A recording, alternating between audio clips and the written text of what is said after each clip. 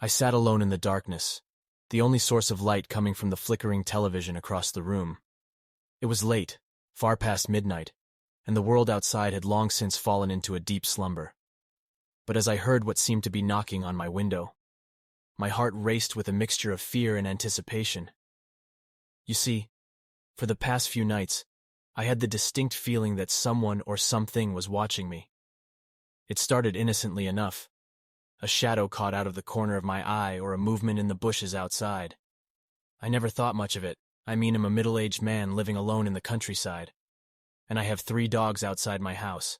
I'm a hunter as well, so there's a lot of guns in my house. I have no reason to be afraid. But as the days passed, the feeling became more intense, more menacing. Tonight was different, though. Tonight, as I heard the knocking at my window, I turned around, and there it was. The silhouette was tall and slender, its features distorted and unnatural. My blood ran cold as I recognized the creature for what it was, a skinwalker. I had watched a lot of scary YouTube videos, so I knew what it was.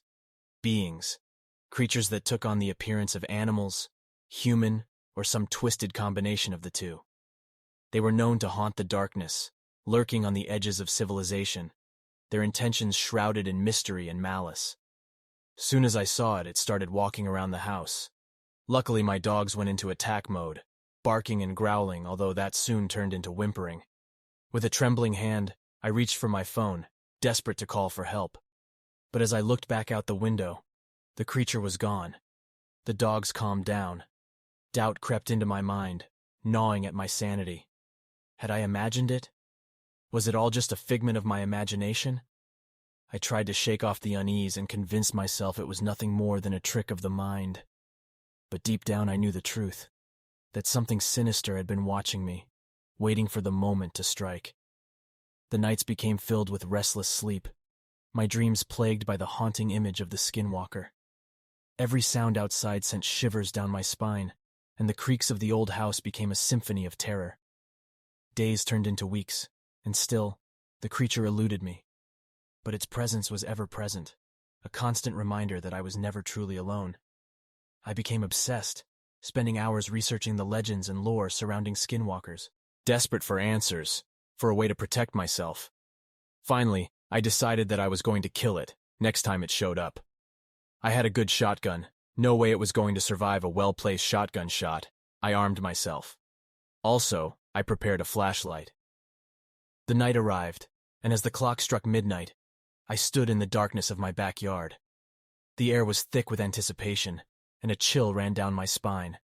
I could feel its presence, lurking just beyond the edge of my perception. I was waiting. And waiting, nothing seemed to be happening. Until my dogs ran towards the tree line barking, I stood frozen for a minute. But when I heard them whimpering, I knew I had to act fast, so I ran after them.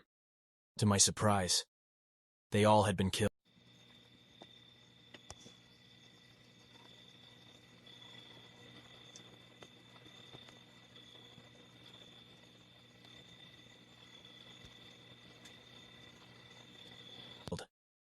I didn't have time to mourn. I looked around and screamed at the top of my lungs. I saw nothing, heard nothing. But then the wind shifted, and I heard a low growl behind me. I turned slowly, my heart pounding in my chest, only to confront it, standing there, clear as ever, disfigured, tall, white, its bones long, and it looked like they were about to pop out of its skin. It has a huge jaw, with a human-like face. Slowly I aimed my shotgun, and I shot it. The shot landed perfectly. I injured it. I wounded the skinwalker. But somehow, it ran off into the forest, like it didn't get shot by a double-barrel shotgun. I had no courage left to follow it. I've had enough, I said to myself. I packed my bags and went to a motel the same night. Later on, I sold the house. No way I was going to continue living there. So far, I told no one the reason I moved out.